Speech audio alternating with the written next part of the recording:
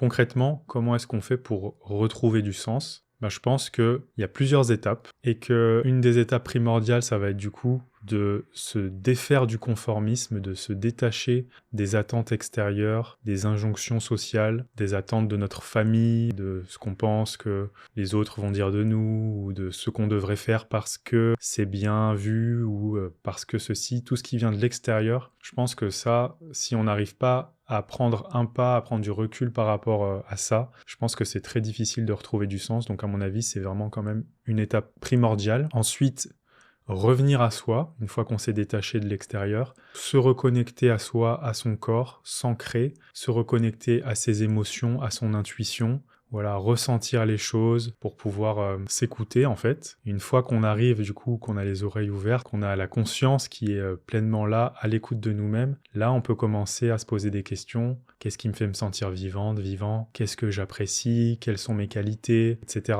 Là on va pouvoir après faire des introspections qui sont plus poussées, qui nous amènent petit à petit à retrouver le fil en fait du sens de notre vie.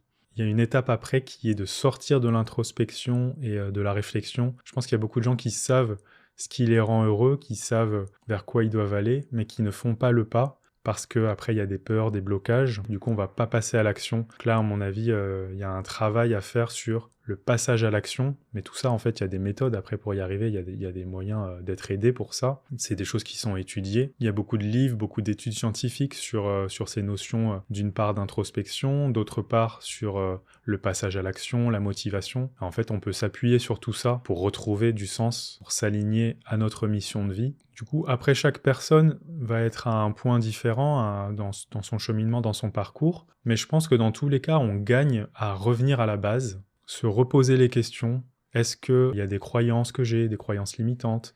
Est-ce qu'il y a des injonctions sociales que j'ai intégrées? Est-ce qu'il y a des comportements qu'on a ou des choses qu'on fait dans la vie aujourd'hui, des situations dans lesquelles on est, qui en fait ne nous correspondent pas et qu'on a intégrées de l'extérieur? De comprendre en fait de quoi il s'agit quand on parle de sens de la vie, de la mission de vie, etc.